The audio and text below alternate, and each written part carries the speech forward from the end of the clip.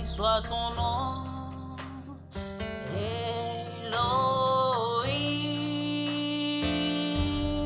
Béni soit ton nom, ancien des jours.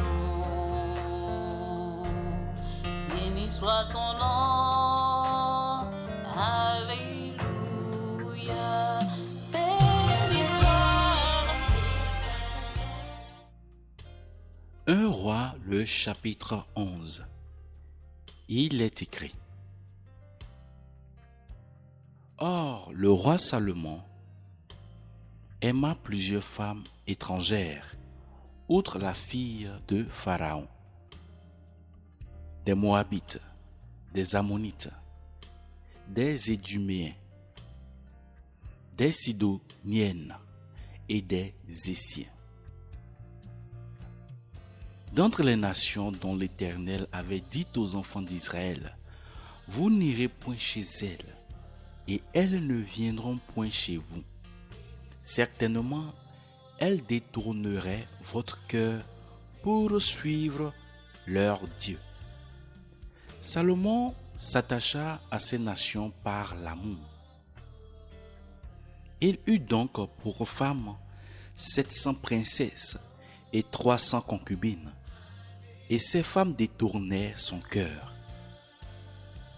Et il arriva au temps de la vieillesse de Salomon que ces femmes détournaient son cœur après d'autres dieux. Et son cœur ne fut pas intègre avec l'Éternel, son Dieu, comme le cœur de David son père. Et Salomon suivit Astarté, divinité des Sidoniens, et Milcom, l'abomination des Ammonites. Ainsi Salomon fit ce qui est mal aux yeux de l'Éternel, et il ne suivit pas pleinement l'Éternel comme David son père. Et Salomon bâtit un haut lieu à Kémos, l'idole abominable de Moab, sur la montagne qui est vis-à-vis de Jérusalem, et à Molek, l'abomination des enfants d'Ammon. Il en fit de même pour toutes ces femmes étrangères qui offraient de l'encens et des sacrifices à leurs dieux. Et l'Éternel fut indigné contre Salomon.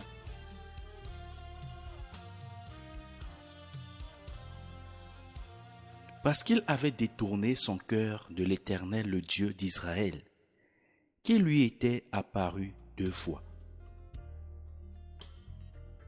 Et lui avait même donné ce commandement exprès, de ne point suivre d'autres dieux, mais il n'observa point ce que l'Éternel lui avait commandé. Et l'Éternel dit à Salomon: Puisque tu as agi ainsi, et que tu n'as pas gardé mon alliance et mes ordonnances que je t'avais données, je t'arracherai certainement le royaume et je le donnerai à ton serviteur. Seulement pour l'amour de David ton père, je ne le ferai point pendant ta vie. C'est des mains de ton fils que je l'arracherai. Toutefois, je n'arracherai pas tout le royaume. J'en donnerai une tribu à ton fils pour l'amour de David, mon serviteur, et pour l'amour de Jérusalem, que j'ai choisi. L'Éternel suscita donc un ennemi à Salomon, Hadad, Iduméen, qui était de la race royale d'Édom. Dans le temps que David était en Édom, lorsque Joab, chef de l'armée, monta pour ensevelir ceux qui avaient été tués, il tua tous les mâles d'Édom. Car Joab demeura là 6 mois avec tout Israël jusqu'à ce qu'il eût exterminé tous les mâles d'Édom.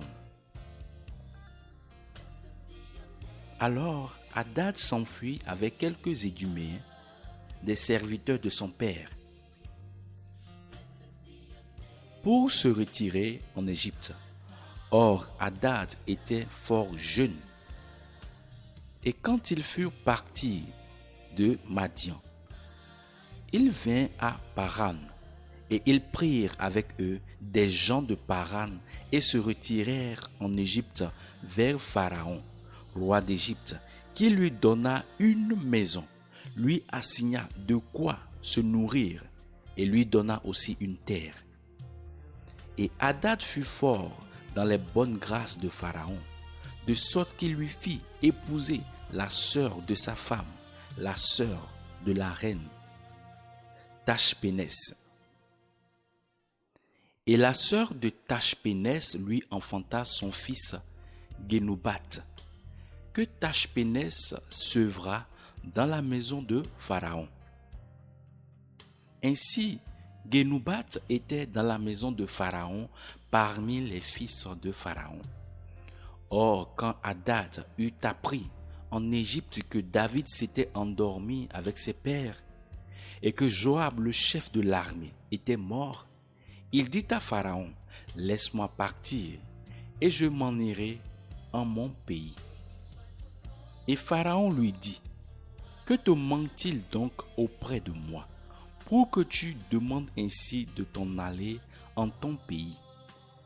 Et il lui répondit, « Rien, mais laisse-moi partir. » Dieu suscita encore un ennemi à Salomon, Raison, fils d'Eljada, qui s'était enfui d'avec son seigneur Hadadézer, roi de Soba, et qui assembla des gens contre lui et était chef de bande lorsque David tua les Syriens. Et ils s'en allèrent à Damas, y habitèrent et y régnèrent. Raison fut donc ennemi d'Israël tout le temps de Salomon. Outre le mal que fit Hadad, il eut Israël en aversion et il régna sur la Syrie.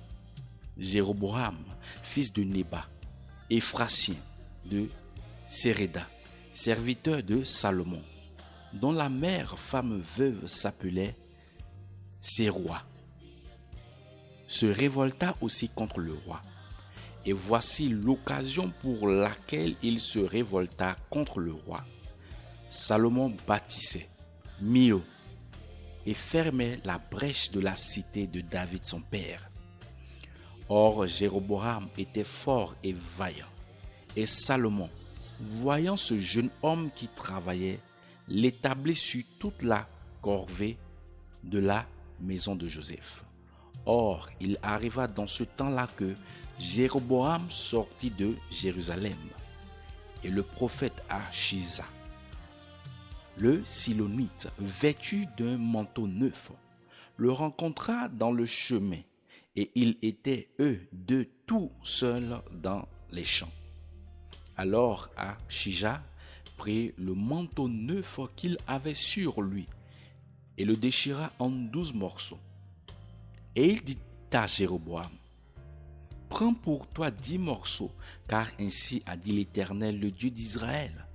Voici, je vais déchirer le royaume d'entre les mains de Salomon, et je te donnerai 10 tribus. Mais il aura une tribu pour l'amour de David, mon serviteur, et de Jérusalem, la ville que j'ai choisie d'entre toutes les tribus d'Israël.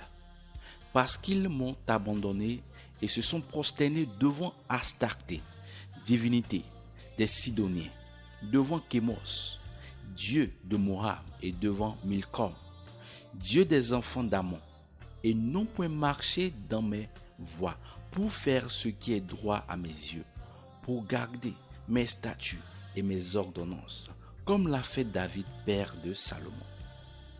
Toutefois, je n'ôterai rien de ce royaume d'entre ses mains, car tout le temps qu'il vivra, je le maintiendrai prince pour l'amour de David, mon serviteur, que j'ai choisi et qui a gardé mes commandements et mes statuts.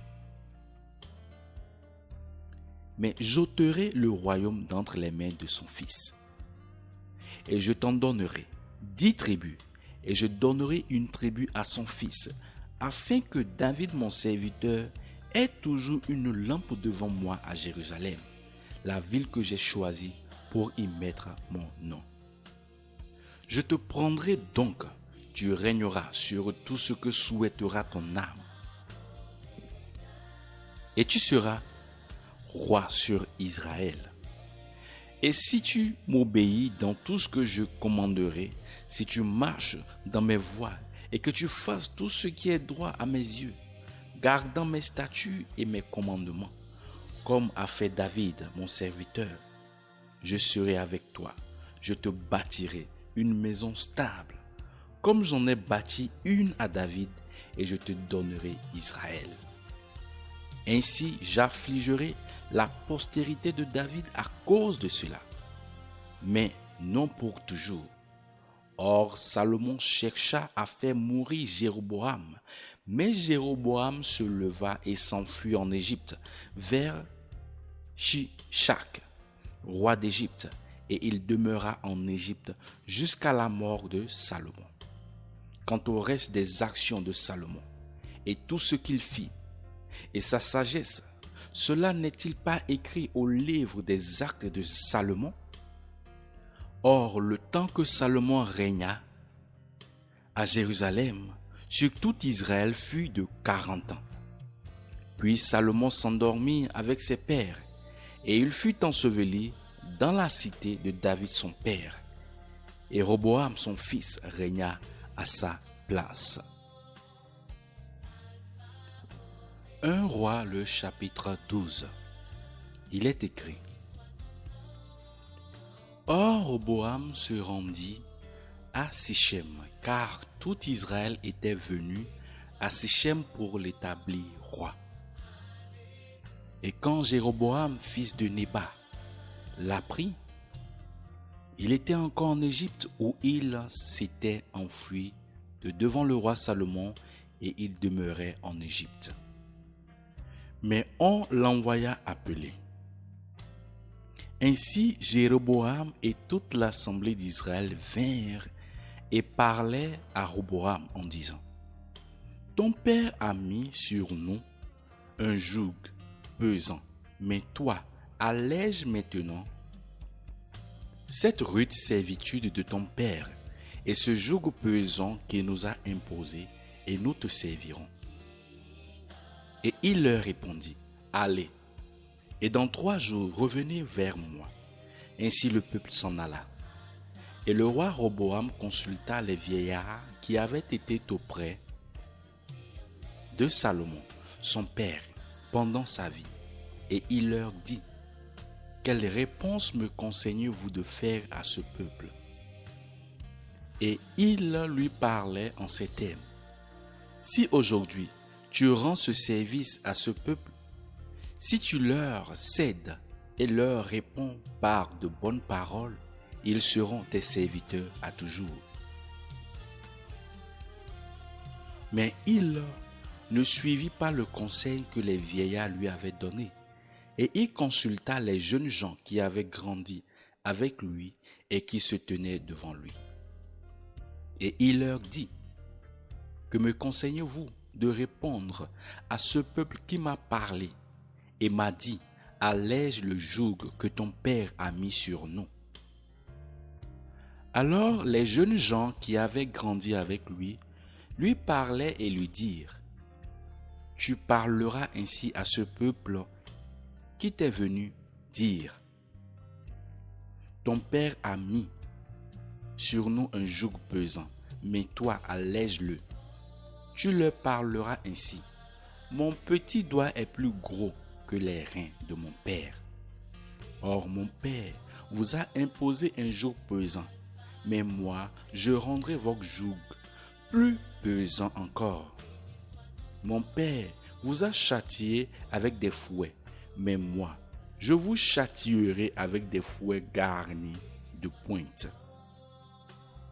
3 jours après, Jéroboam avec tout le peuple vint vers Roboam, suivant ce que le roi leur avait dit: Revenez vers moi dans 3 jours. Mais le roi répondit durement au peuple: délaissant le conseil que les vieillards lui avaient donné. Et il leur parla, suivant le conseil des jeunes gens, et leur dit: Mon père a mis sur vous un joug pesant, mais moi, je rendrai votre joug plus pesant encore.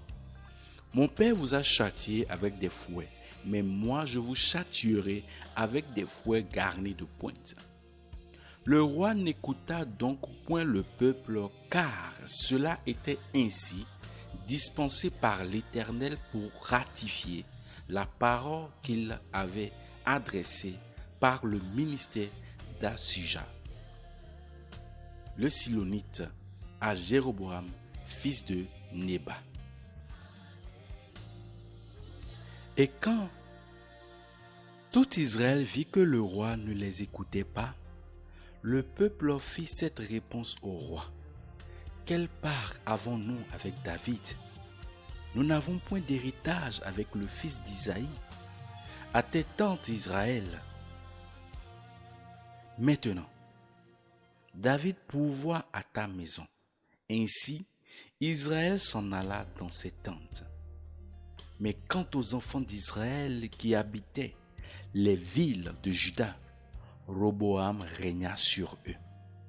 Cependant, le roi Roboam envoya Adoram, qui était préposé aux impôts. Mais tout Israël le lapida, et il mourut. Et le roi Roboam se hâta de monter sur son char pour s'enfuir à Jérusalem. C'est ainsi qu'Israël s'est rebellé contre la maison de David jusqu'à ce jour. Aussitôt que tout Israël eut appris que Jéroboam était de retour, il l'envoyait appeler dans l'assemblée, et il l'établit roi sur tout Israël. Aucune tribu ne suivit la maison de David, que la seule tribu de Juda. Roboam étant arrivé à Jérusalem, assembla toute la maison de Juda et la tribu de Benjamin, 120 000 hommes de guerre choisis pour combattre contre la maison d'Israël, pour ramener le royaume à Roboam, fils de Salomon.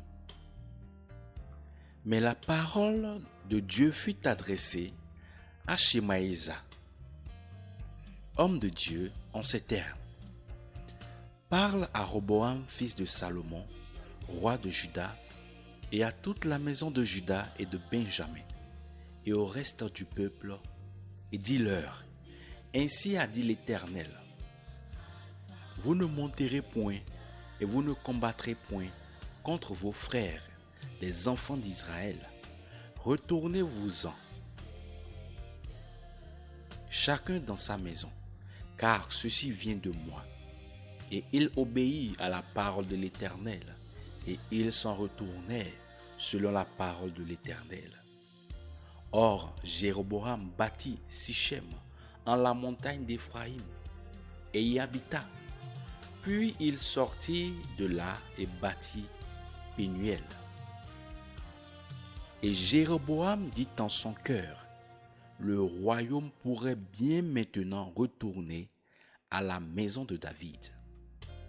Si ce peuple monte pour faire des sacrifices dans la maison de l'Éternel à Jérusalem, le cœur de ce peuple se tournera vers son seigneur, Roboam, roi de Juda. Ils me tueront et ils retourneront à Roboam, roi de Juda. Et le roi, ayant pris conseil, fit 2 veaux d'or et dit au peuple: C'est trop pour vous de monter à Jérusalem. Voici tes dieux, ô Israël, qui t'ont fait monter hors du pays d'Égypte. Et il en mit un à Béthel et plaça l'autre à Dan. Et ce fut une occasion de péché, car le peuple alla même devant l'un des veaux jusqu'à Dan. Il fit aussi des maisons dans les hauts lieux et il établit des sacrificateurs, pris de tout le peuple et qui n'étaient pas des enfants de Lévi. Et Jéroboam fit une fête au 8e mois, le 15e jour du mois, comme la fête qu'on célébrait en Juda. Et il offrit des sacrifices sur l'autel. Il fit ainsi à Béthel, sacrifiant au veau qu'il avait fait. Et il établit à Béthel les sacrificateurs des hauts lieux qu'il avait fait. Et le 15e jour du 8e mois, du mois qu'il avait imaginé de lui-même, il offrit des sacrifices sur l'autel qu'il avait fait à Béthel. Et il fit une fête pour les enfants d'Israël et monta sur l'autel pour offrir le parfum.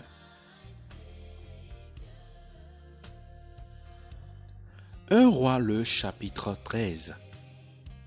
Il est écrit: Mais voici un homme de Dieu vint de Juda à Béthel par la parole de l'Éternel, comme Jéroboam se tenait près de l'autel pour offrir des parfums.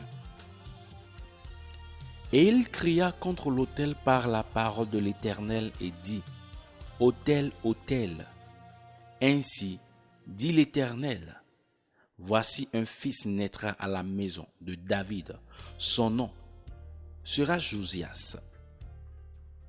Et il immolera sur toi les sacrificateurs des hauts lieux, qui brûlent sur toi des parfums, et on brûlera sur toi des ossements d'hommes.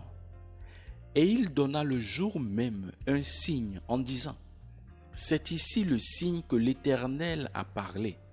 Voici l'autel se fondra, et la cendre qui est dessus sera répandue. Et quand le roi entendit la parole que l'homme de Dieu prononçait à voix haute contre l'autel de Béthel, Jéroboam étendit sa main de dessus l'autel en disant: Saisissez-le. Et la main qu'il étendait contre lui devint sèche, et il ne put la ramener à lui. L'autel aussi se fondit, et la cendre qui était dessus fut répandue conformément au signe que l'homme de Dieu avait donné par la parole de l'Éternel. Alors le roi prit la parole et dit à l'homme de Dieu: Implore, je te prie, l'Éternel ton Dieu, et prie pour moi, pour que ma maison puisse revenir à moi. Et l'homme de Dieu implora l'Éternel, et la main du roi put revenir à lui, et elle fut comme auparavant. Puis le roi dit à l'homme de Dieu: Entre avec moi dans la maison, et te restaure, et je te ferai un présent. Mais l'homme de Dieu dit au roi: Quand tu me donnerais la moitié de ta maison, je n'entrerai pas chez toi, et je ne mangerai de pain, ni ne boirai d'eau en celui-ci. Car j'ai reçu cet ordre de l'Éternel qui m'a dit: Tu ne mangeras point de pain et ne boiras point d'eau, et tu ne reviendras point par le chemin par lequel tu seras allé. Il s'en alla donc par un autre chemin et ne retourna point par le chemin par lequel il était venu à Béthel. Or, il y avait un vieux prophète qui demeurait à Béthel, à qui son fils vint raconter toutes les choses que l'homme de Dieu avait faites ce jour-là à Béthel, et les paroles qu'il avait dites au roi, et comme les fils les rapportaient à leur père. Celui-ci leur dit: Par quel chemin s'en est-il allé? Or ses fils avaient vu le chemin par lequel l'homme de Dieu était venu de Juda, s'en était allé. Et il dit à ses fils: Scellez-moi l'âne. Et ils lui scellaient l'âne.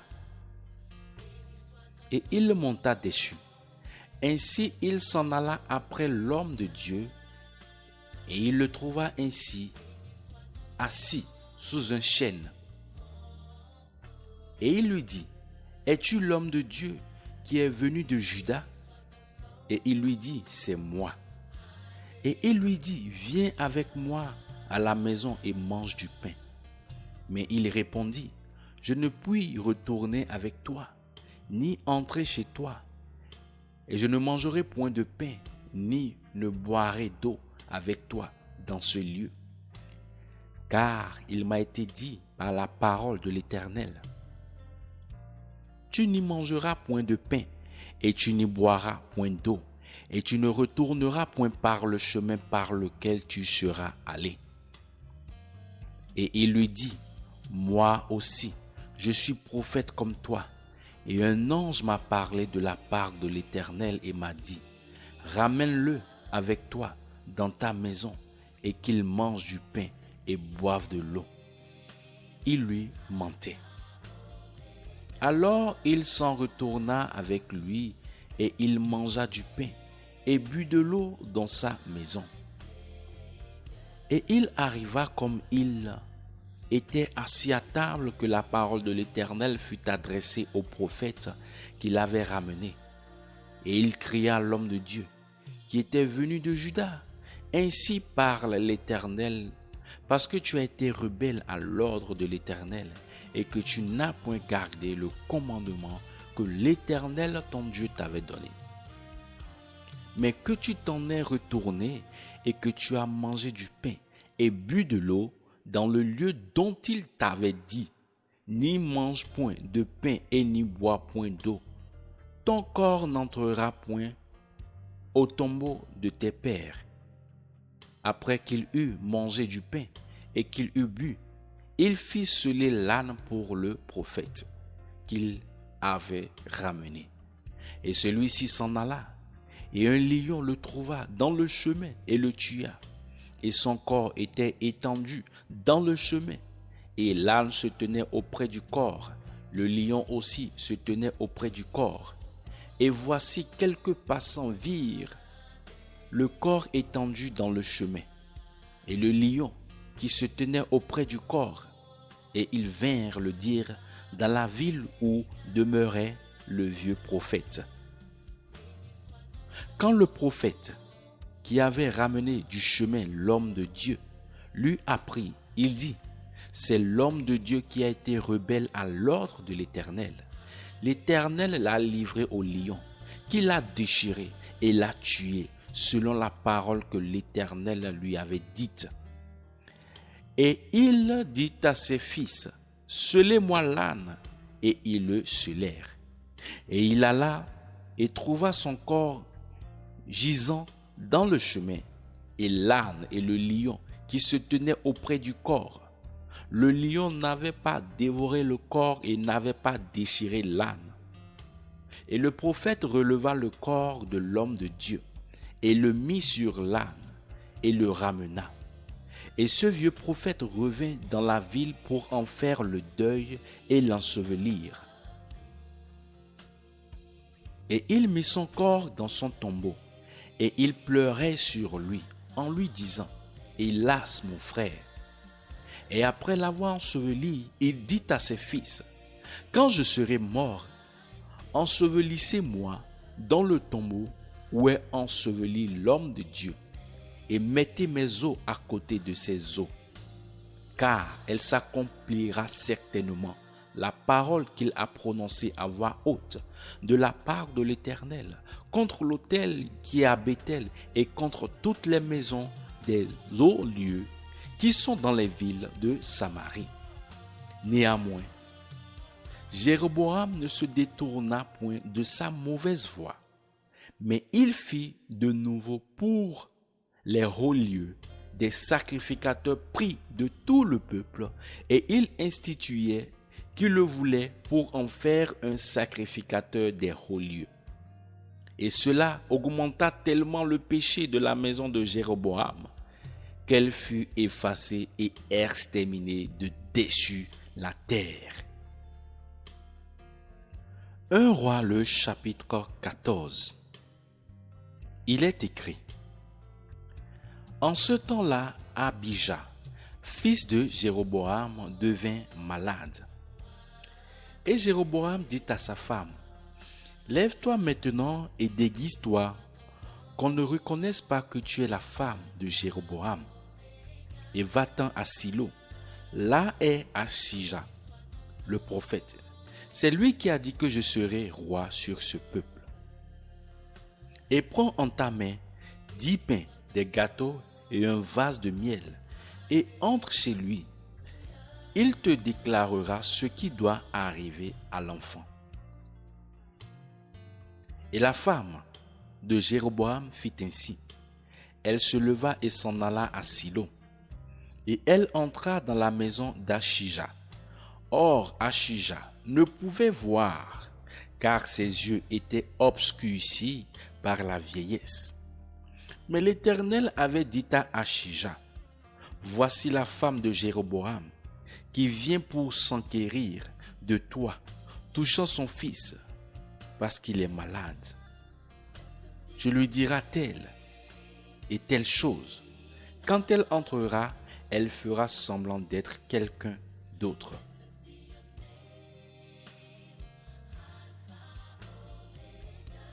Aussitôt donc qu'Achija eut entendu le bruit de ses pas, comme elle entrait par la porte, il dit: Entre, femme de Jéroboam, pourquoi fais-tu semblant d'être quelque autre?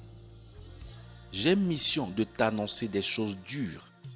Va, dis à Jéroboam, ainsi a dit l'Éternel, le Dieu d'Israël, parce que je t'ai élevé du milieu du peuple et que je t'ai établi pour conducteur de mon peuple d'Israël, et que j'ai déchiré le royaume de la maison de David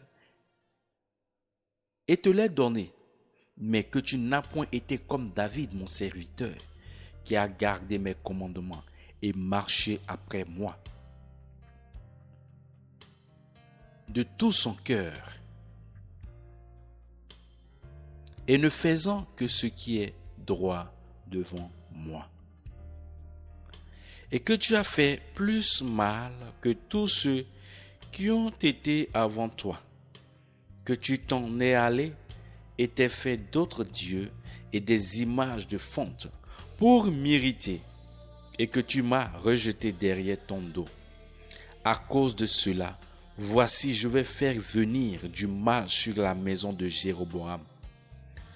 Je retrancherai ce qui appartient à Jéroboam jusqu'à un seul homme, tant ce qui est serré que ce qui est abandonné en Israël. Et je raclerai la maison de Jéroboam comme on racle le fumier jusqu'à ce qu'il n'en reste plus. Celui de la maison de Jéroboam qui mourra dans la ville, les chiens le mangeront, et celui qui mourra au champ sera mangé par les oiseaux des cieux, car l'Éternel a parlé. Toi donc, lève-toi et va-t'en en ta maison. Aussitôt que tes pieds entreront dans la ville, l'enfant mourra. Et tout Israël mènera deuil sur lui et l'ensevelira.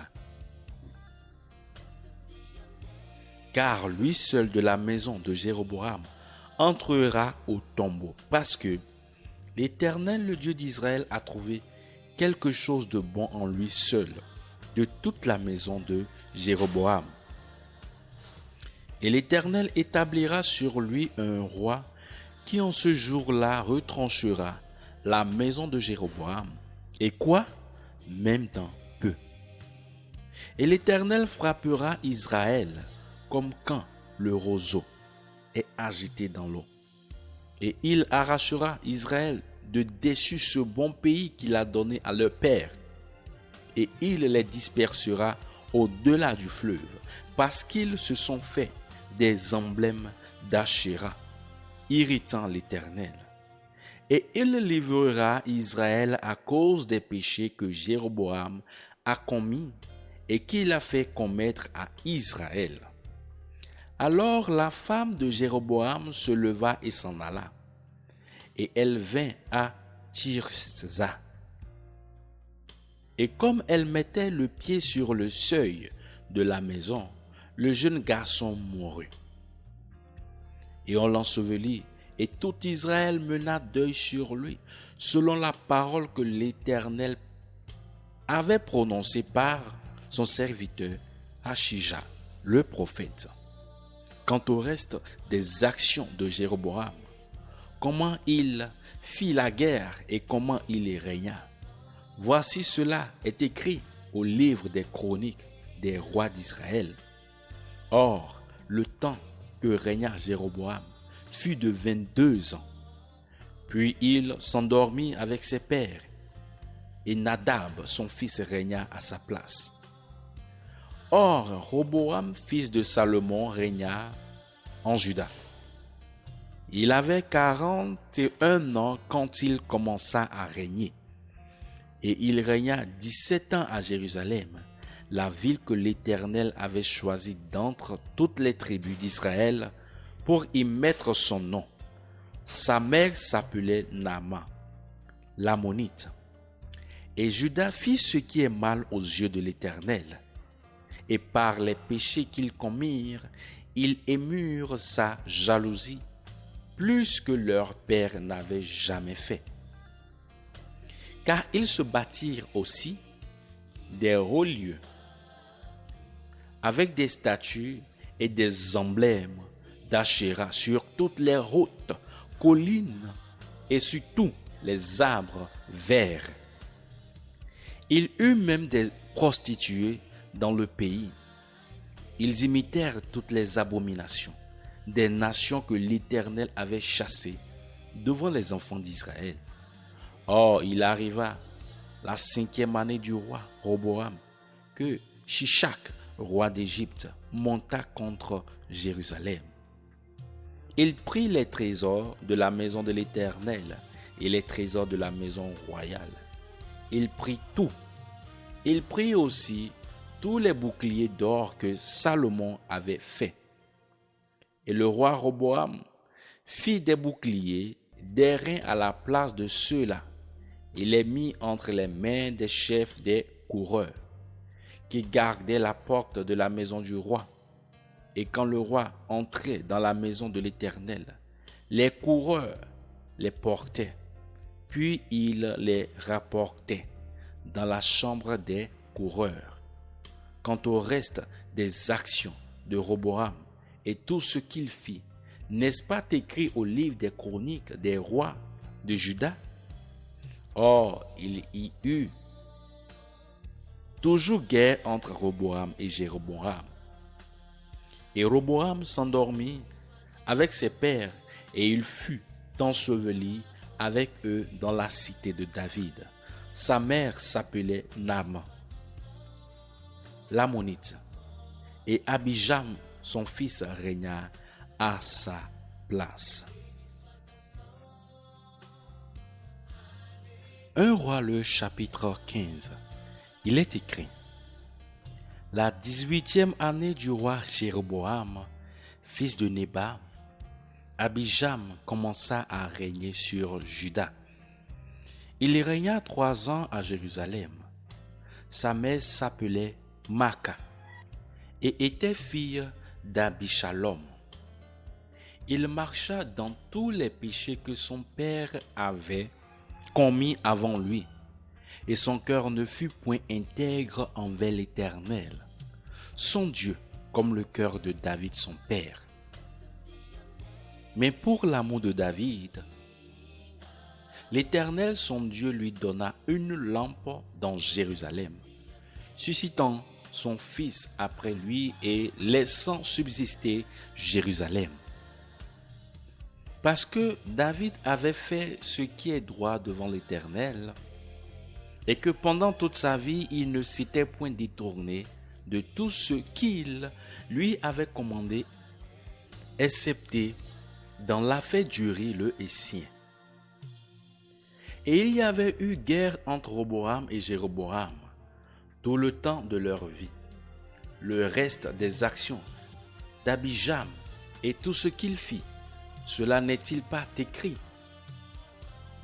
au livre des chroniques des rois de Juda? Et il y eut aussi guerre entre Abijam et Jéroboam. Et Abijam s'endormit avec ses pères, et on l'ensevelit dans la cité de David, et Asa, son fils, régna à sa place. La 20e année de Jéroboam, roi d'Israël, Asa commença à régner sur Juda. Et il régna 41 ans à Jérusalem. Sa mère s'appelait Maca, et elle était fille d'Abishalom. Et Asa fit ce qui est droit aux yeux de l'Éternel comme David son père. Il chassa du pays les prostituées, et il ôta toutes les idoles que ses pères avaient faites. Et même il destitua de son rang sa mère Maca, qui avait fait une idole pour Ashéra. Et Asa abattit son idole et la brûla au torrent de Cédron. Les hauts lieux ne furent point ôtés. Néanmoins, le cœur d'Asa fut intègre envers l'Éternel tout le long de ses jours. Et il remit dans la maison de l'Éternel les choses qui avaient été consacrées par son père, avec ce qui lui avait aussi consacré l'argent, l'or et les ustensiles. Or, il y eut guerre entre Asa et Baïcha, roi d'Israël, tout le temps de leur vie. Et Baïcha, roi d'Israël, monta contre Juda, et il bâtit Rama, afin de ne laisser sortir ni entrer aucun homme pour Asa, roi de Juda. Alors Asa prit tout l'argent et l'or demeuré dans les trésors de l'Éternel et les trésors de la maison royale, et les remit à ses serviteurs, et le roi Asa les envoya vers Ben-Hadad, fils de Tabrimon, fils de Esjon, roi de Syrie, qui habitait à Damas, pour lui dire: il y a alliance entre moi et toi, comme entre mon père et ton père. Voici, je t'envoie un présent en argent et en or. Va, romps ton alliance avec Baïcha, roi d'Israël, afin qu'il se retire de moi. Et Ben-Hadad écouta le roi Asa, et il envoya les capitaines de ses armées contre les villes d'Israël. Et il frappa Ijon, Dan, Abel-Beth, Maca et tout Kinéroth, avec tout le pays de Nephtali. Et aussitôt que Béacha lui apprit, il cessa de bâtir Rama, et il resta à Tirtza. Alors le roi Asa fit publier par tout Juda que tous, sans exempter personne, eussent à emporter les pierres et le bois de Rama, que Baïcha faisait bâtir. Et le roi Asa en bâtit Geba de Benjamin et Mitzpa. Quant à tout le reste des actions d'Asa et tous ses exploits, et tout ce qu'il fit, et les villes qu'il bâtit, cela n'est-il pas écrit au livre des chroniques des rois de Juda? Seulement au temps de sa vieillesse, il fut malade des pieds. Et Asa s'endormit avec ses pères, et il fut enseveli avec eux dans la cité de David son père, et Josaphat son fils régna à sa place. Nadab, fils de Jéroboam, avait commencé à régner sur Israël la seconde année d'Asa, roi de Juda, et il régna 2 ans sur Israël. Il fit ce qui est mal aux yeux de l'Éternel, et il marcha dans la voie de son père et dans le péché par lequel il avait fait pécher Israël. Et Baïcha, fils d'Achija, de la maison d'Issachar, conspira contre lui et le frappa à Gibéton, qui est aux Philistins lorsque Nadab et tout Israël assiégeaient Gibéton. Baécha le fit donc mourir la 3e année d'Asa, roi de Juda, et il régna à sa place. Et dès qu'il fut roi, il frappa toute la maison de Jéroboam, et il ne laissa à Jéroboam aucune âme vivante qu'il n'extermina, selon la parole que l'Éternel avait prononcée par son serviteur Achija à Silo, à cause des péchés que Jéroboam avait commis et fait commettre à Israël, en provoquant l'Éternel, le Dieu d'Israël. Le reste des actions de Nadab et tout ce qu'il fit, cela n'est-il pas écrit au livre des chroniques des rois d'Israël? Or, il y eut guerre entre Asa et Baécha, roi d'Israël, tout le temps de leur vie. La 3e année d'Asa, roi de Juda, Baécha, fils d'Achija, commença à régner sur tout Israël, à Tirsza, et régna 24 ans. Il fit ce qui est mal aux yeux de l'Éternel, et il marcha dans la voie de Jéroboam et dans le péché par lequel il avait fait pécher Israël. 1 Roi, le chapitre 16, il est écrit: Et la parole de l'Éternel fut adressée à Jéhu, fils de Hanani, contre Baécha, pour lui dire: Parce que je t'ai élevé de la poussière et que je t'ai établi conducteur de mon peuple d'Israël, et que tu as marché dans la voie de Jéroboam et que tu as fait pécher mon peuple d'Israël en m'irritant par leurs péchés. Voici, je m'en vais balayer Baécha et sa maison, et je rendrai ta maison semblable à la maison de Jéroboam, fils de Nébat. Celui de la maison de Baécha qui mourra dans la ville, les chiens le mangeront, et celui des siens qui mourra dans les champs sera mangé par les oiseaux des cieux. Le reste des actions de Baécha et ce qu'il fit et ses exploits, cela n'est-il pas écrit au livre des chroniques des rois d'Israël? Ainsi Baécha s'endormit avec ses pères, et il fut enseveli à Tirsza, et Éla, son fils, régna à sa place. Mais par le prophète Jéhu, fils de Hanani, la parole de l'Éternel avait été adressée à Baécha et à sa maison dans ta cause de tout le mal qu'il avait fait devant l'Éternel, en l'irritant par l'œuvre de ses mains et en devenant comme la maison de Jéroboam, que parce qu'il l'avait détruite. La 26e année d'Asa, roi de Juda, Éla, fils de Baécha, commença à régner sur Israël, et il régna 2 ans à Tirsza. Et Zimri, son serviteur capitaine de la moitié des chars, fit une conspiration contre lui lorsqu'il était à Tirsza, buvant et s'enivrant dans la maison d'Artza, son maître d'hôtel à Tirsza. Zimri vint donc, le frappa et le tua, la 26e année d'Asa, roi de Juda, et il régna à sa place. Dès qu'il fut roi et qu'il fut assis sur son trône, il frappa toute la maison de Baécha. Il extermina tout ce qui lui appartenait, et ses parents et ses amis. Ainsi, Zimri détruisit toute la maison de Baécha selon la parole que l'Éternel avait prononcée contre Baécha par Jéhu le prophète. À cause de tous les péchés de Baécha et des péchés d'Éla, son fils, qu'ils avaient commis et fait commettre à Israël, irritant l'Éternel, le Dieu d'Israël, par leurs idoles. Le reste des actions d'Éla.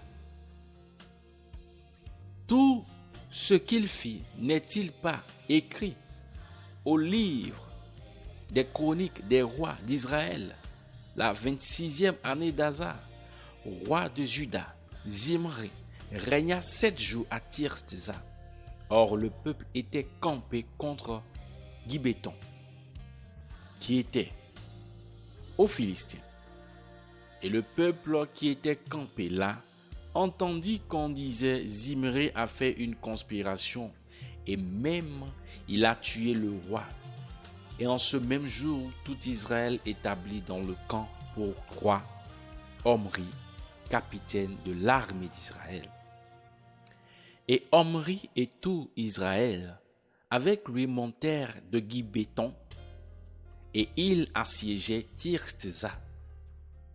Mais quand Zimri vit que la ville était prise, il monta au lieu le plus haut de la maison royale et il brûla sur lui la maison royale et mourut à cause des péchés qu'il avait commis en faisant ce qui est mal aux yeux de l'Éternel, en imitant la conduite de Jéroboam et le péché qu'il avait fait commettre à Israël.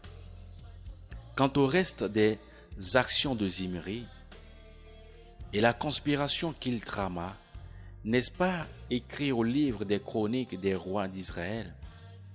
Alors le peuple d'Israël se divisa en 2 parties.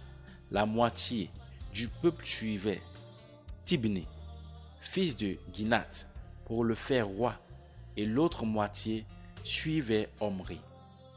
Mais le peuple qui suivait Omri fut plus fort que le peuple qui suivait Tibni, fils de Ginath.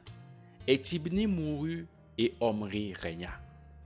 La 38e année d'Asa, roi de Juda, Omri commença à régner sur Israël et il régna 12 ans. Il régna 6 ans à Tirzah. Puis il acheta de Shemer la montagne de Samarie pour 2 talents d'argent et il bâtit sur cette montagne. Et il nomma la ville qu'il bâtit Samarie du nom de Shemer, seigneur de la montagne. Et Omri fit ce qui est mal aux yeux de l'Éternel. Il fit pire que tout ce qui avait été avant lui. Il imita toute la conduite de Jéroboam, fils de Nébat.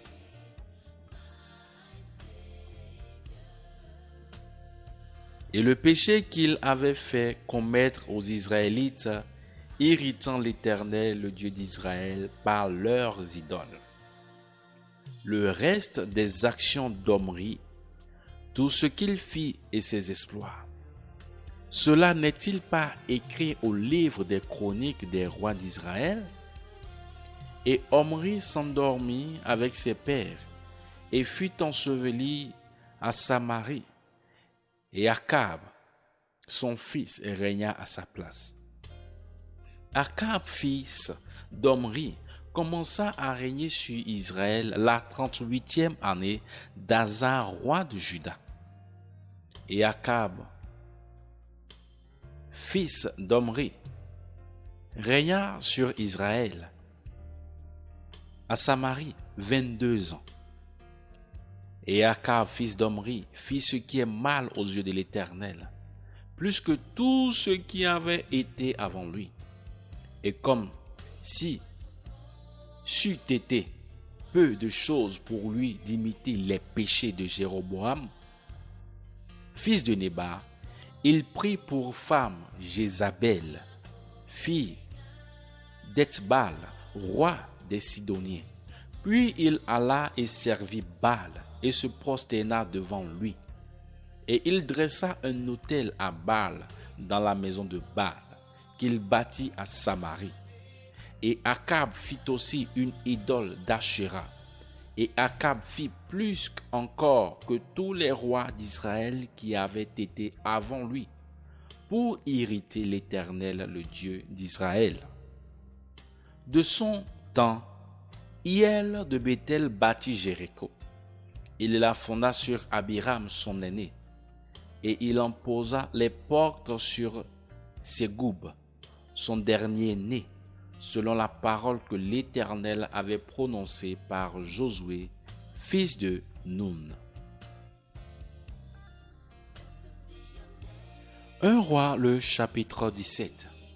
Il est écrit: Alors Élie, le Tishbite, l'un de ceux qui s'étaient établis en Galade, dit à Akab: L'Éternel, le Dieu d'Israël, en la présence de qui je me tiens, est vivant pendant ces années-ci.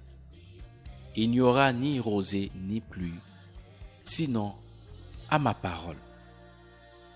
Et la parole de l'Éternel lui fut adressée en ces termes: Va-t'en d'ici, tourne-toi vers l'Orient et cache-toi au torrent de Kérit, qui est en face du Jourdain. Tu boiras du torrent. Et j'ai commandé au corbeau de t'y nourrir. Il partit donc et fit selon la parole de l'Éternel.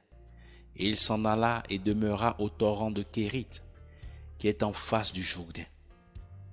Et les corbeaux lui apportaient du pain et de la viande le matin, du pain et de la viande le soir, et il buvait du torrent.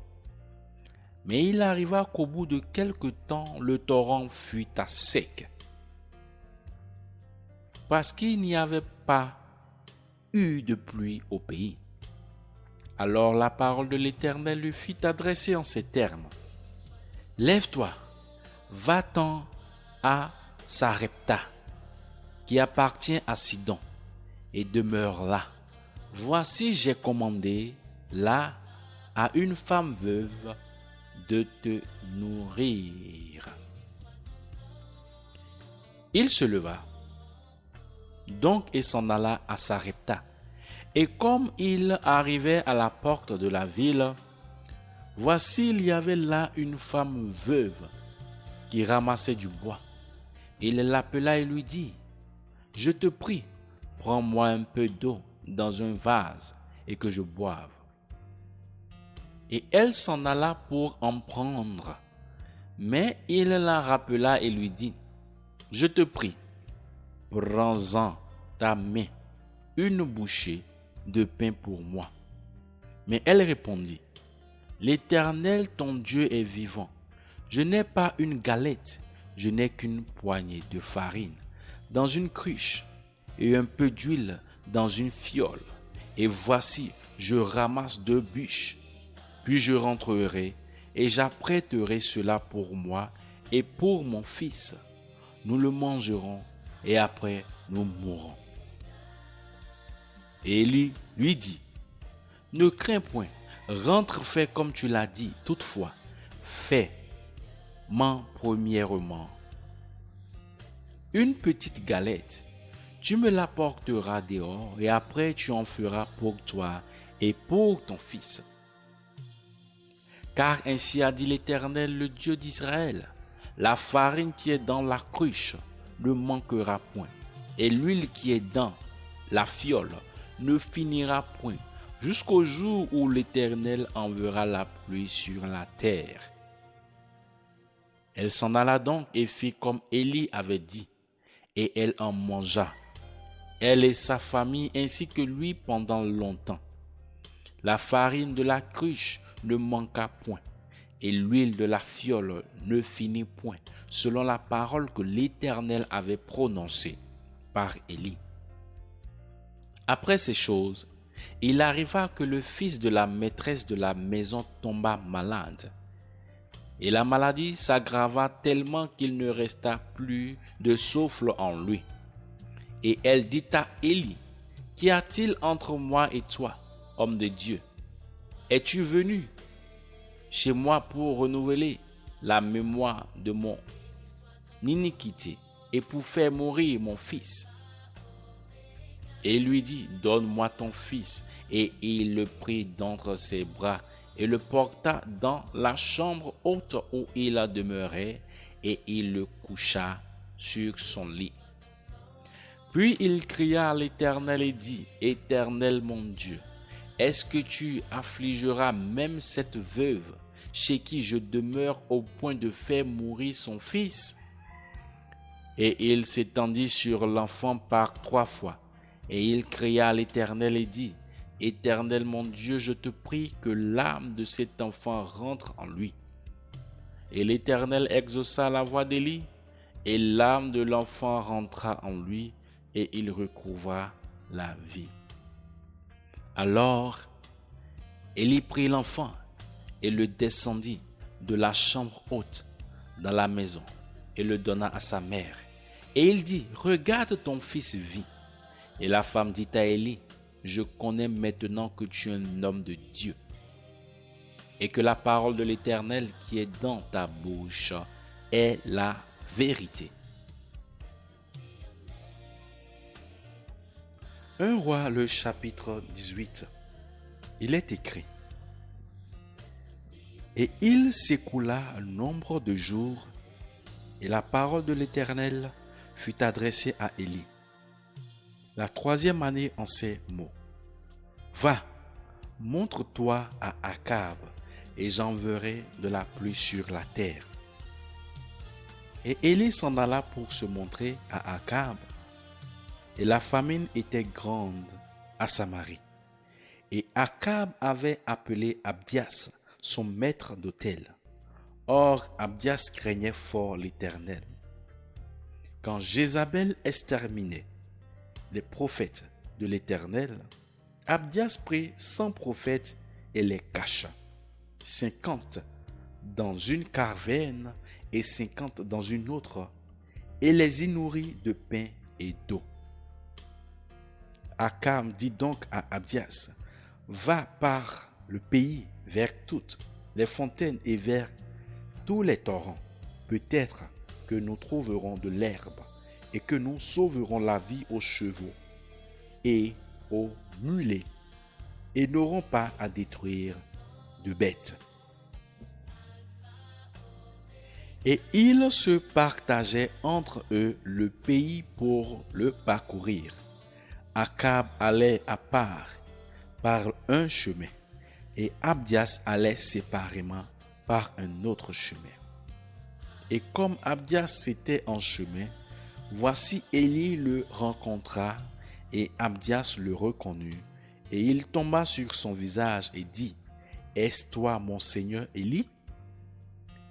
Et il dit, c'est moi, va, dis à ton maître, voici Élie. Et Abdias dit, quel péché ai-je commis que tu livres ton serviteur entre les mains d'Akab pour me faire mourir? L'Éternel ton Dieu est vivant.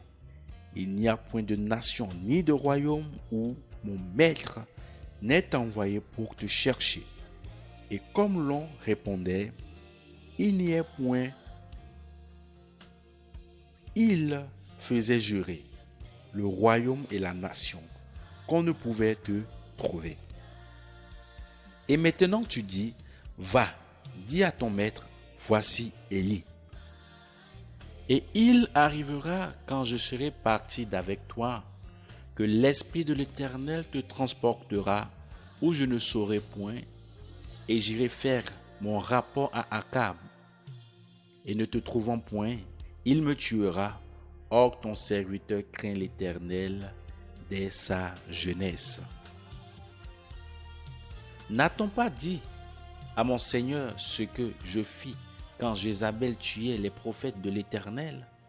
Comment j'en cachai 150 dans une caverne et 50 dans une autre, et les y nourris de pain et d'eau. Et maintenant tu dis, va, dis à ton maître, voici Élie, mais il me tuera. Mais Élie lui répondit, l'Éternel des armées, devant qui je me tiens, est vivant certainement. Je me montrerai aujourd'hui à Akab.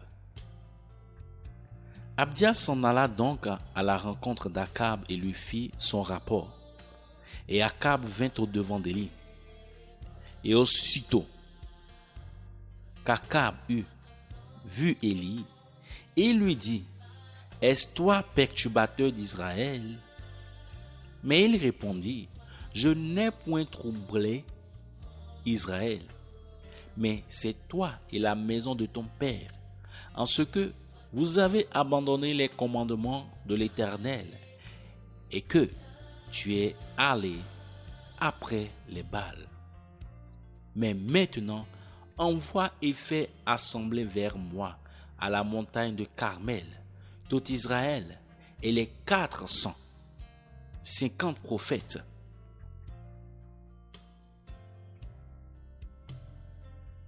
de Baal et les 400 prophètes d'Ashéra qui mangent à table de Jézabel.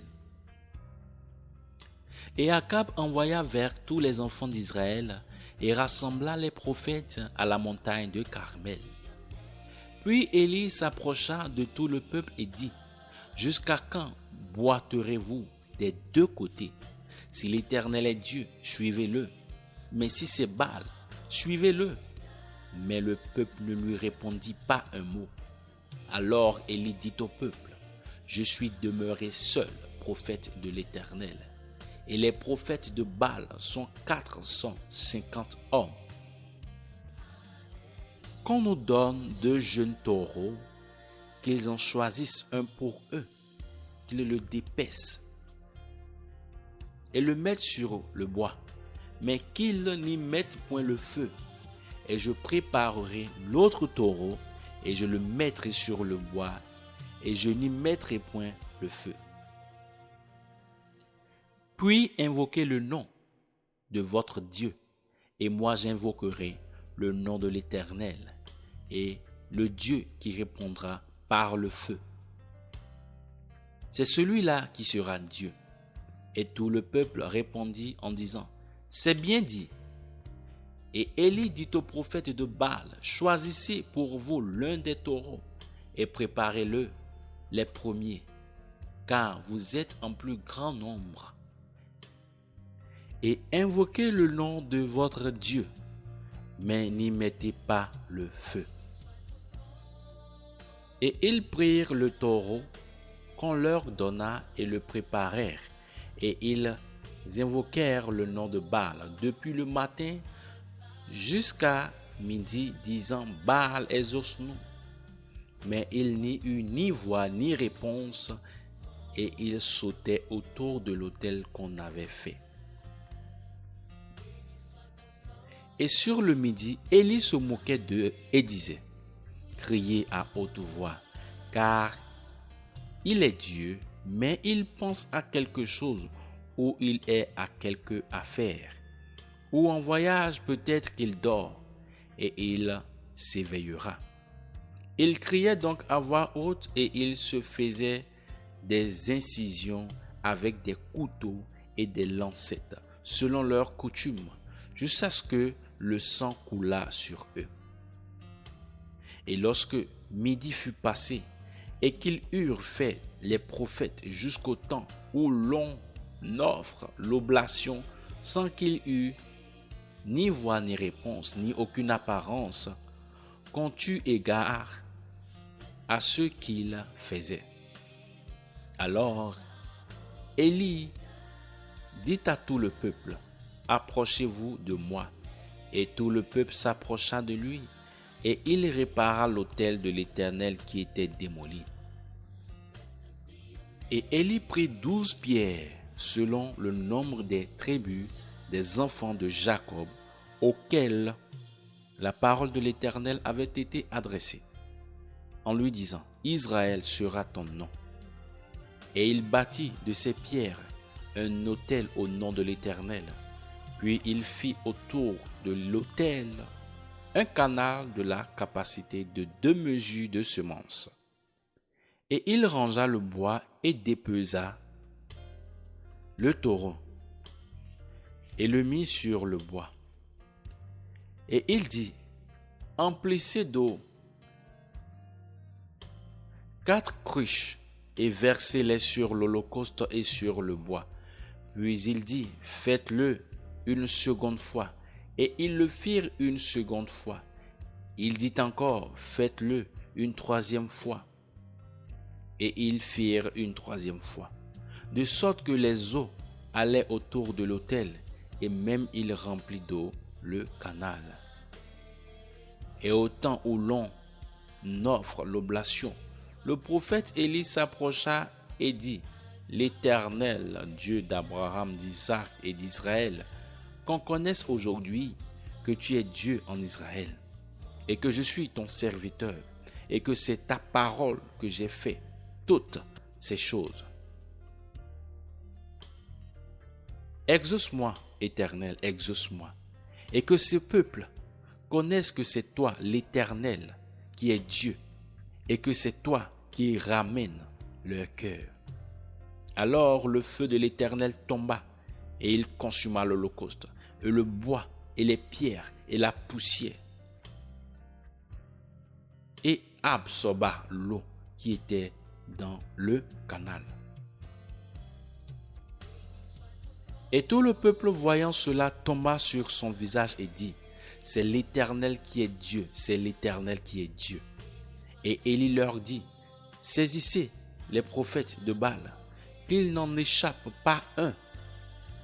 Élie les saisit donc, et Élie les fit descendre au torrent de Kison, et les y égorgea. Puis Élie dit à Akab: Monte, mange et bois, car voici le bruit d'une grande pluie.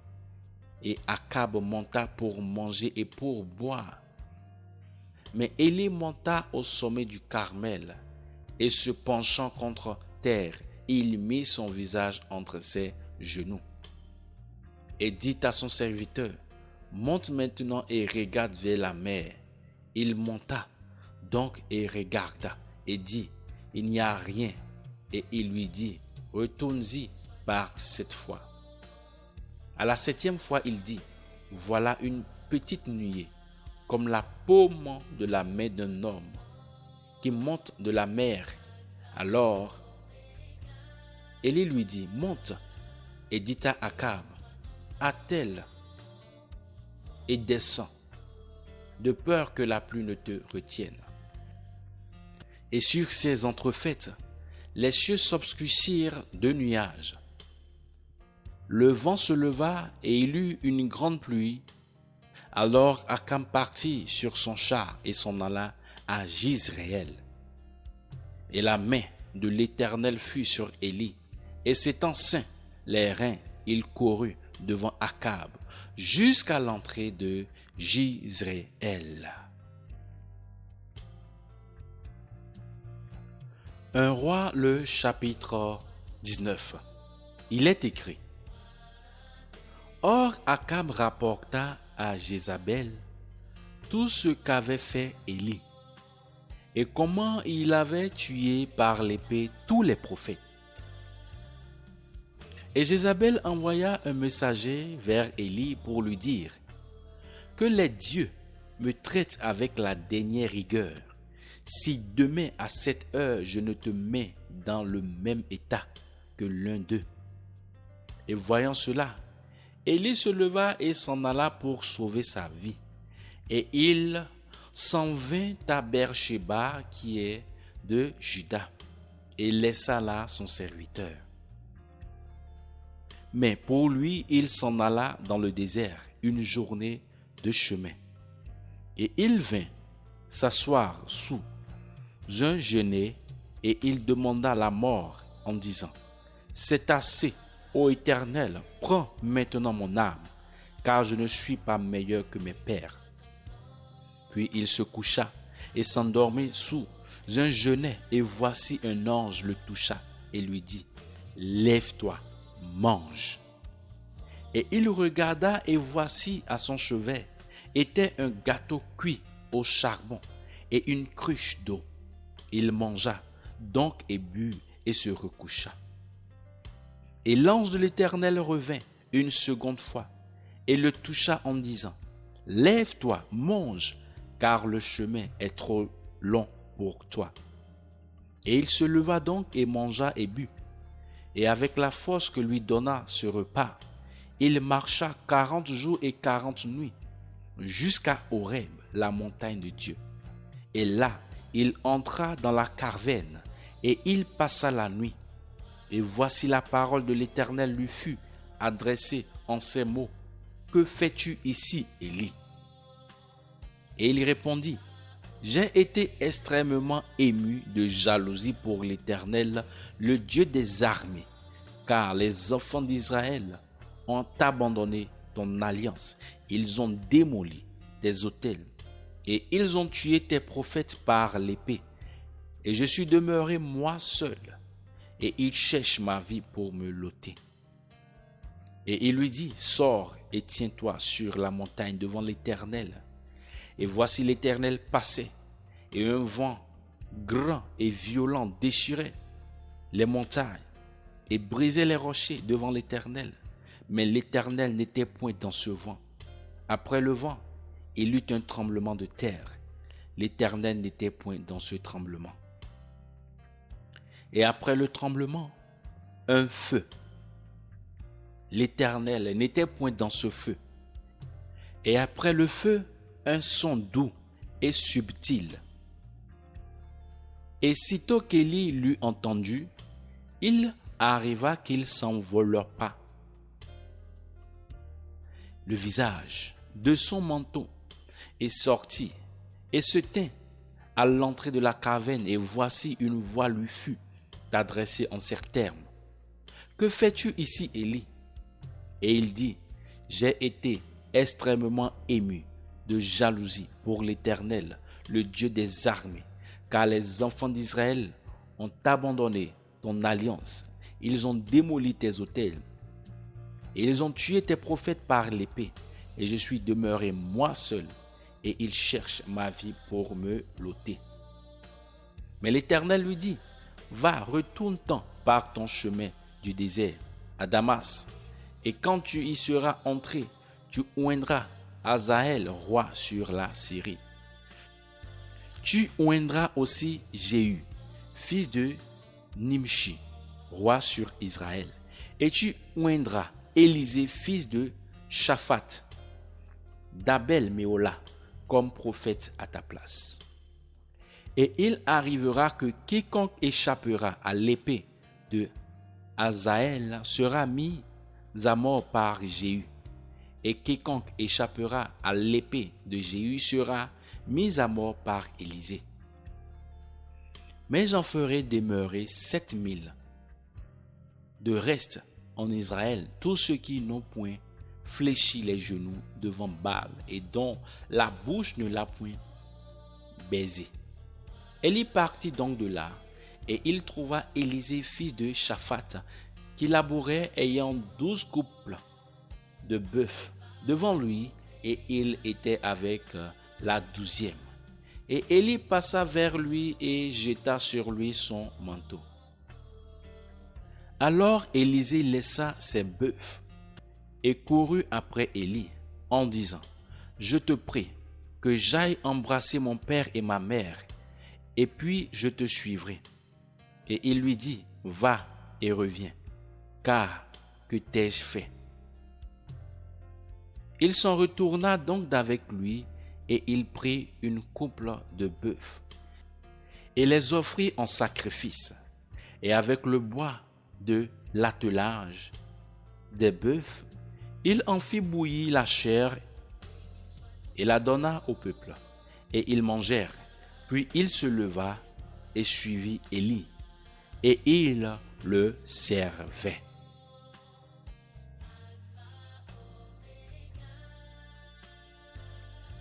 Un roi, le chapitre 20.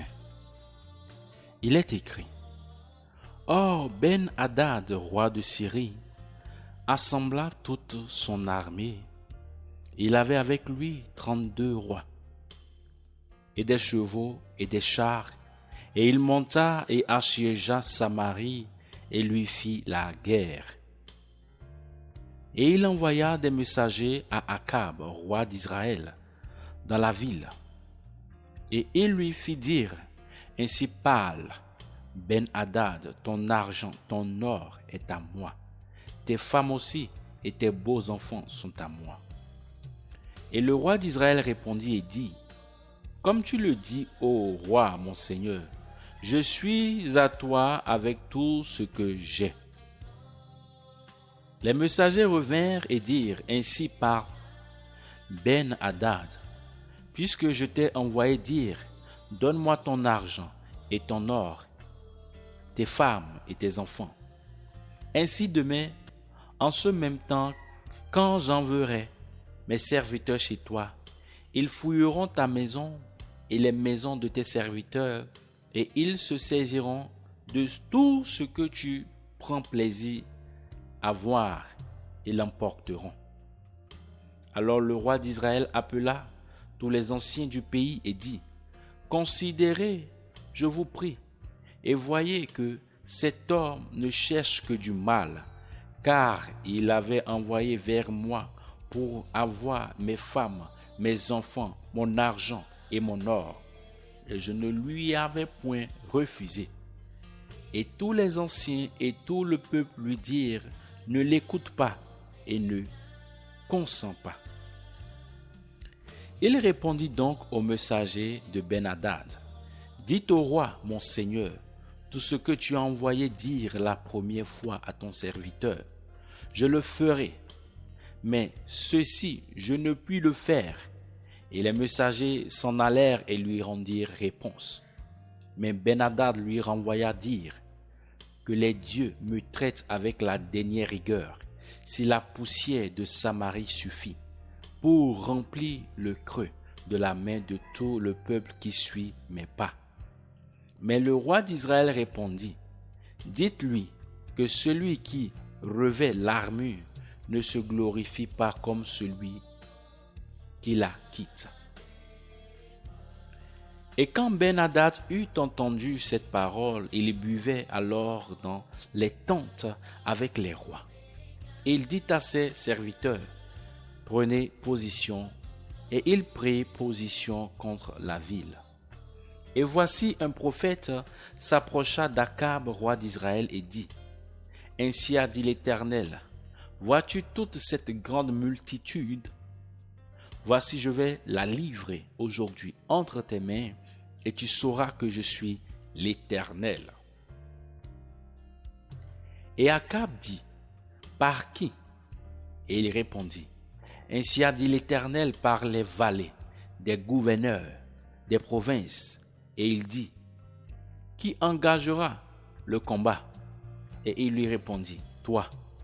Alors il passa en revue les vallées, des gouverneurs, des provinces, qui furent 232.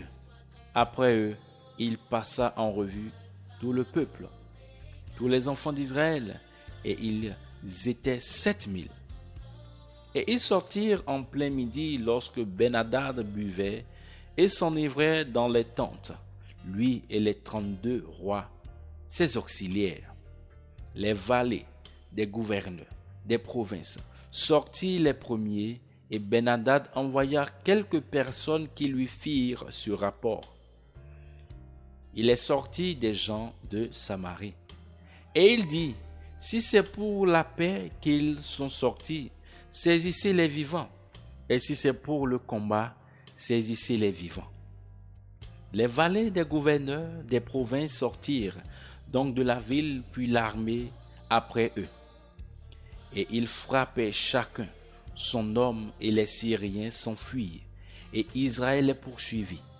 Et Ben-Hadad, roi de Syrie, se sauva sur un cheval avec des cavaliers. Alors le roi d'Israël sortit et frappa les chevaux et les chars, de sorte qu'il frappa les Syriens d'une grande défaite. Ensuite le prophète s'approcha du roi d'Israël et lui dit, va, fortifie-toi, considère et vois ce que tu as à faire, car l'année révolue, le roi de Syrie montera contre toi. Or les serviteurs du roi de Syrie lui dirent, leur Dieu est un Dieu de montagne. C'est pourquoi ils ont été plus forts que nous. Mais combattons contre eux dans la plaine. Nous l'emporterons bien sur eux. Fais donc ceci, ôte chacun de ces rois de leur poste et mets à leur place des capitaines. Puis lève une armée semblable à celle que tu as perdue, et autant de chevaux et autant de chars, et nous combattrons contre eux dans la plaine, et l'on verra si nous ne serons pas plus forts qu'eux. Et il écouta leur avis et fit ainsi. Ainsi, un an après, Ben-Hadad passa les Syriens en revue et monta à Aphek pour combattre contre Israël. Et les enfants d'Israël furent aussi passés en revue et fournis de vivres, et ils marchèrent à leur rencontre. Les enfants d'Israël campèrent vis-à-vis d'eux comme deux petits troupeaux de chèvres, mais les Syriens remplissaient le pays. Alors l'homme de Dieu s'approcha et parla au roi d'Israël en ces termes. Ainsi a dit l'Éternel, parce que les Syriens ont dit, l'Éternel est un Dieu de montagne et non un Dieu de vallée. Je livrerai entre tes mains toute cette grande multitude, et vous saurez que je suis l'Éternel. 7 jours durant, ils demeuraient campés les uns vis-à-vis des autres. Mais au 7e jour, ils en vinrent aux mains, et les enfants d'Israël frappèrent en un jour 100 000 hommes de pied des Syriens. Et le reste s'enfuit dans la ville d'Aphek, où la muraille tomba sur 27 000 hommes qui étaient demeurés de reste. Ben-Hadad aussi s'enfuit et entra dans la ville, où il se cacha de chambre en chambre. Et ses serviteurs lui dirent, voici maintenant nous avons appris que les rois de la maison d'Israël sont des rois cléments. Laisse-nous donc mettre des sacs sur nos reins et des cordes à nos têtes et sortir vers le roi d'Israël. Peut-être t'accordera-t-il la vie.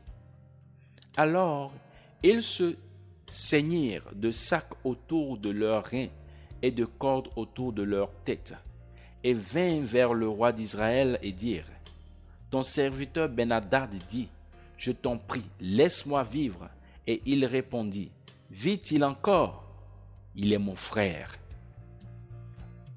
Et ces gens tirèrent de là un bon augure, et ils se hâtèrent de le prendre au mot, et ils dirent, Ben-Hadad est ton frère. Et il dit, allez, et amenez-le. Ben-Hadad sortit donc vers lui, et il le fit monter sur son char. Et Ben-Hadad lui dit, je rendrai les villes que mon père avait prises à ton père, et tu te feras des rues dans Damas, comme mon père avait fait dans Samarie. Et moi, répondit Akab, je te renverrai avec ce traité. Il fit donc un traité avec lui et le laissa aller.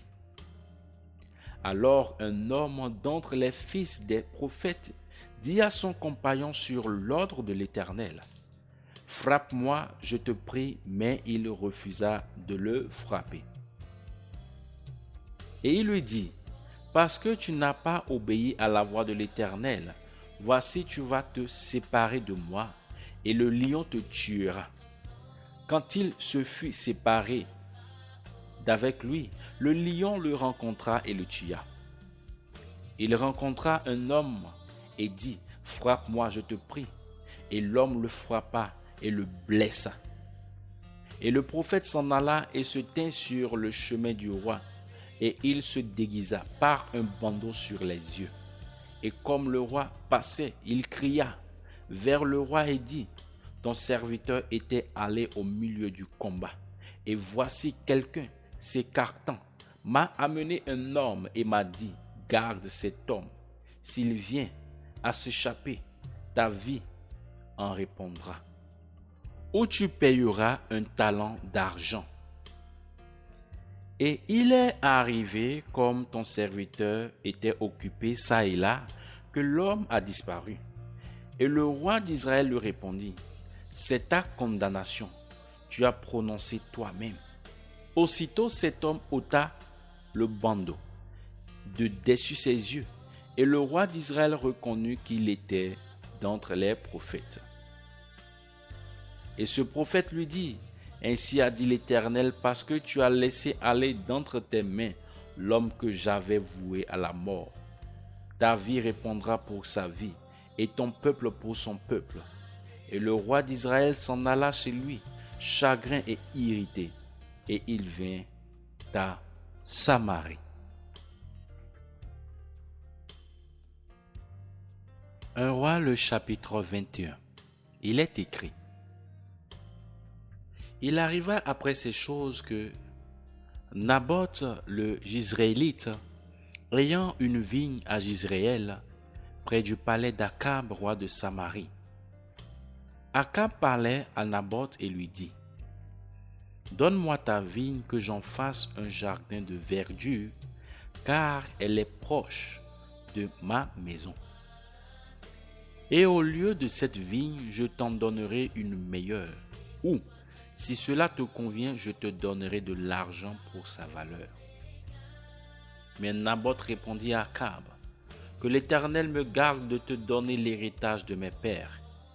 Et Akab vint en sa maison, tout chagrin et irrité, de la parole que lui avait dite Naboth, le Jizréelite: Je ne te donnerai pas l'héritage de mes pères. Et il se coucha sur son lit, détourna son visage et ne mangea rien. Alors Jézabel, sa femme, entra vers lui et lui dit: D'où vient que ton esprit est chagrin et que tu ne manges pas? Et il lui répondit: Parce que j'ai parlé. Et Naboth le Jizréelite et lui est dit: Donne-moi ta vigne pour de l'argent. Ou si tu le désires, je te donnerai une autre vigne au lieu de celle-là. Et qu'il m'a dit: Je ne te donnerai pas ma vigne. Alors Jézabel, sa femme, lui dit: Est-ce toi maintenant qui règnes sur Israël? Lève-toi, mange et que ton cœur se réjouisse. Moi je te donnerai la vigne de Naboth le Jizréelite. Et elle écrivit des lettres au nom d'Akab, et laisse cela de son sceau, et envoya ces lettres aux anciens et aux magistrats qui habitaient avec Naboth dans sa ville. Et elle écrivit dans ces lettres publiées un jeûne et mettait Naboth à la tête du peuple. Et faites tenir en face de lui 2 Sérélates, et qu'il témoigne contre lui en disant: Tu as blasphémé contre Dieu et le roi. Ensuite, menez-le dehors, lapidez-le et qu'il meure. Et les gens de la ville de Naboth, les anciens et les magistrats qui habitaient dans sa ville, firent comme Jézabel leur avait demandé, et selon qu'il était écrit dans les lettres qu'elle leur avait envoyées. Ils publiaient un jeûne et firent tenir Naboth à la tête du peuple. Alors les 2 Sérélates entrèrent et se tinrent en face de lui. Et ces Sérélates témoignaient contre Naboth en la présence du peuple, en disant: Naboth a blasphémé contre Dieu et le roi. Puis ils le menèrent hors de la ville, ils le lapidèrent et il mourut. Et ils envoyèrent dire à Jézabel: Naboth a été lapidé et il est mort. Et aussitôt que Jézabel apprit que Naboth avait été lapidé et qu'il était mort, elle dit à Akab: Lève-toi, prends possession de la vigne de Naboth, le Jizréelite, qu'il avait refusé de te donner pour l'argent, car Naboth n'est plus en vie, mais il est mort. Ainsi, dès qu'Akab eut entendu que Naboth était mort, il se leva pour descendre à la vigne de Naboth, le Jizréelite, afin d'en prendre possession. Alors la parole de l'Éternel fut adressée à Élie, le Tishbite, en ces mots: Lève-toi, descends au devant d'Akab, roi d'Israël, qui est à Samarie. le voilà dans la vigne de Naboth où il est descendu pour en prendre possession. Et tu lui parleras en ces termes, ainsi a dit l'Éternel, n'as-tu pas tué et n'as-tu même pas pris possession? Et tu lui diras, ainsi a dit l'Éternel, comme les chiens ont léché le sang de Naboth, les chiens lécheront aussi ton propre sang. Et Akab dit à Élie, m'as-tu trouvé mon ennemi? Et il lui répondit, je t'ai trouvé parce que tu t'es vendu pour faire ce qui déplaît à l'Éternel. Voici, je vais faire venir le malheur sur toi et je te balayerai et je retrancherai à Akab jusqu'à un seul homme et ce qui est serré et ce qui est abandonné en Israël. Et je rendrai ta maison semblable à la maison de Jéroboam, fils de Nébat, et à la maison de Baécha, fils d'Achija, à cause des péchés par lesquels tu m'as provoqué et as fait pécher Israël. L'Éternel parla aussi contre Jézabel, en disant, les chiens mangeront Jézabel près du rempart de Jizréel. Celui qui mourra à Akab dans la ville, les chiens le mangeront, et celui qui mourra au champ sera mangé par les oiseaux des cieux. En effet, il n'y avait eu personne comme Akab qui se fût vendu pour faire ce qui est mauvais aux yeux de l'Éternel, selon que l'y incitait sa femme Jézabel, de sorte qu'il se rendit fort, abominable, allant après les idoles, comme avaient fait les Amoréens que l'Éternel avait chassés devant les enfants d'Israël. Et il arriva aussitôt qu'Akab eut entendu ces paroles qu'il déchira ses vêtements et mit un sac sur sa chair et jeûna. Et il couchait enveloppé du sac et se traînait en marchant. Alors la parole de l'Éternel fut adressée à Élie, le Tishbite, en ces mots. As-tu vu comment Akab s'est humilié devant moi? Parce qu'il s'est humilié devant moi, je ne ferai pas venir ce malheur de son temps. Ce sera au jour de son fils que je ferai venir le malheur sur sa maison. 1 Roi, le chapitre 22, il est écrit. Or, on demeura 3 ans sans qu'il y eût guerre entre la Syrie et Israël.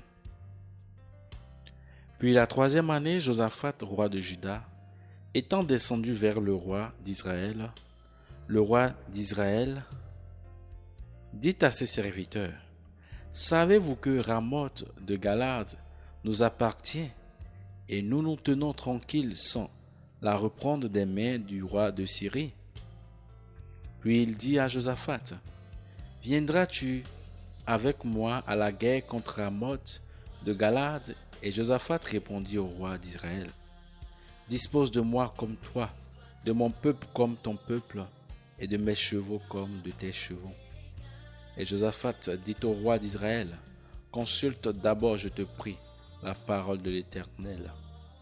Alors le roi d'Israël assembla les prophètes, environ 400 hommes, et leur dit, irai-je à la guerre contre Ramoth de Galade, ou renoncerai-je?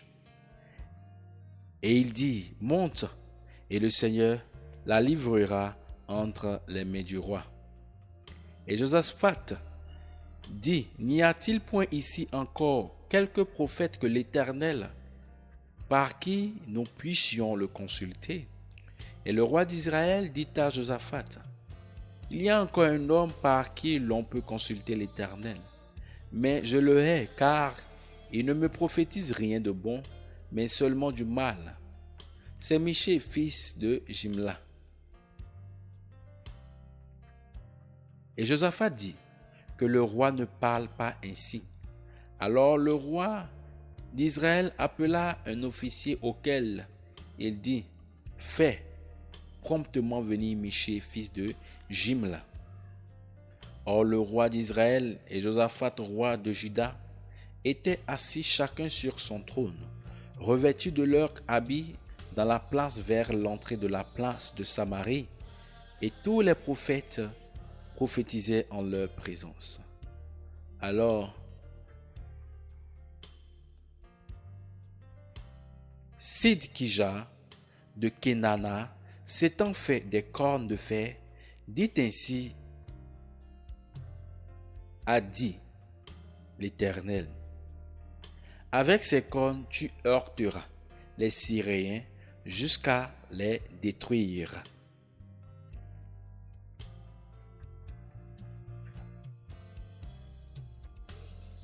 Et tous les prophétesses prophétisaient de même, disant: monte à Ramoth de Galade et tu réussiras.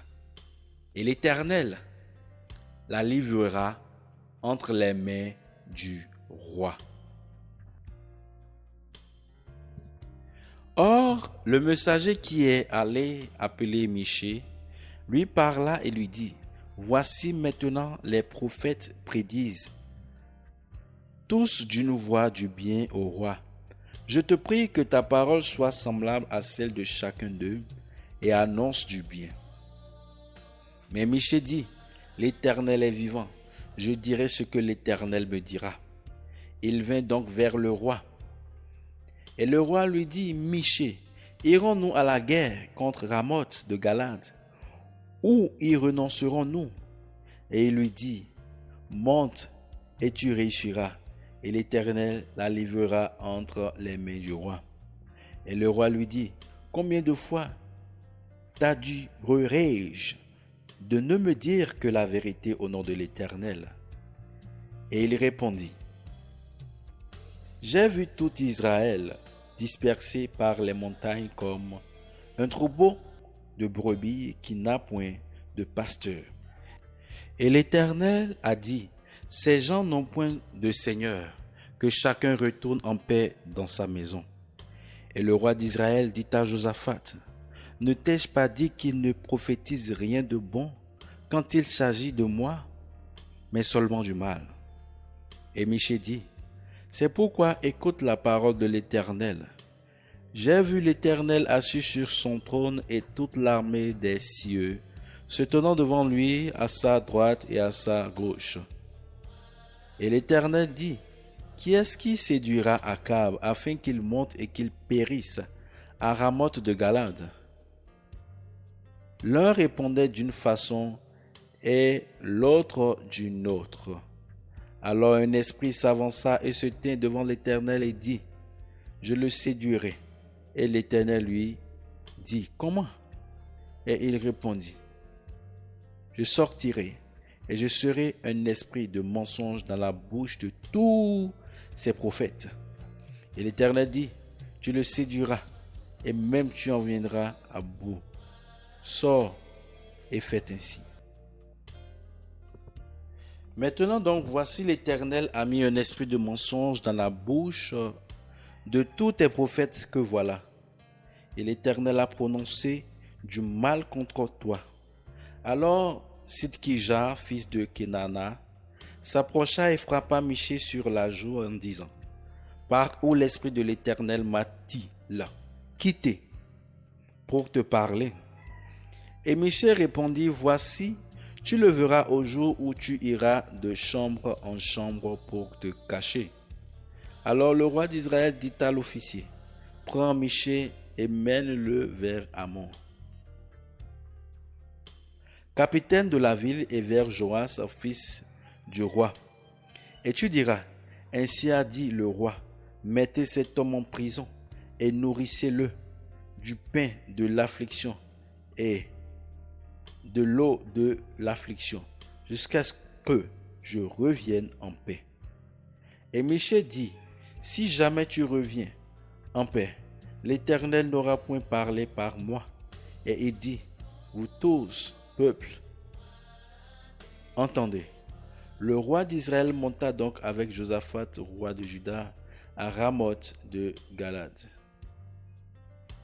Et le roi d'Israël dit à Josaphat: je me déguiserai pour aller au combat, mais toi, revêt-toi de tes habits. Ainsi, le roi d'Israël se déguisa et vint au combat. Or, le roi des Syriens avait donné cet ordre aux 32 chefs de ses chars, disant: Vous n'attaquerez ni petit ni grand, mais seulement le roi d'Israël.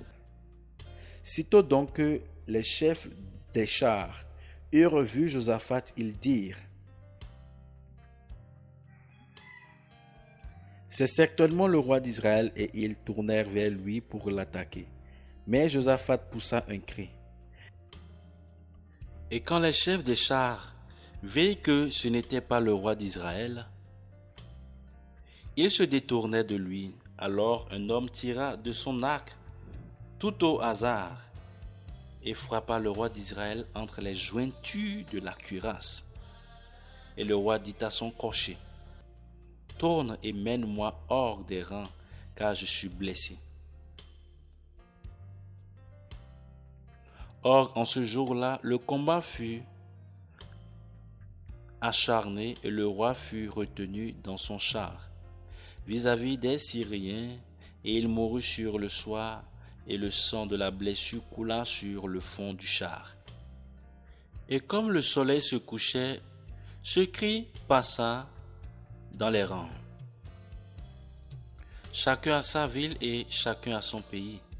Le roi donc entra mort à Samarie et on l'y ensevelit. Et on lava le char dans l'étang de Samarie, et les chiens léchèrent son sang, comme aussi quand on lava ses armes selon la parole que l'Éternel avait prononcée. Le reste des actions d'Akab et tout ce qu'il fit, et la maison d'ivoire qu'il bâtit et toutes les villes qu'il bâtit, tout cela n'est-il pas écrit au livre des chroniques des rois d'Israël? Et Akab s'endormit avec ses pères, et Akazia, son fils, régna à sa place. Josaphat, fils d'Asa, avait commencé à régner sur Juda la 4e année d'Akab, roi d'Israël. Josaphat était âgé de 35 ans quand il commença à régner, et il régna 25 ans à Jérusalem. Le nom de sa mère était Asuba, et elle était fille de Shilshi. Il suivit entièrement la voie d'Asa, son père, et il ne s'en détourna point, faisant ce qui est droit aux yeux de l'Éternel. Seulement les hauts lieux ne furent point détruits. Le peuple y sacrifiait encore et y offrait de l'encens. Josaphat fut en paix avec le roi d'Israël. Le reste des actions de Josaphat, les exploits qu'il fit et les guerres qu'il soutint, cela n'est-il pas écrit au livre des chroniques des rois de Juda? Quant au reste de ceux qui se prostituaient,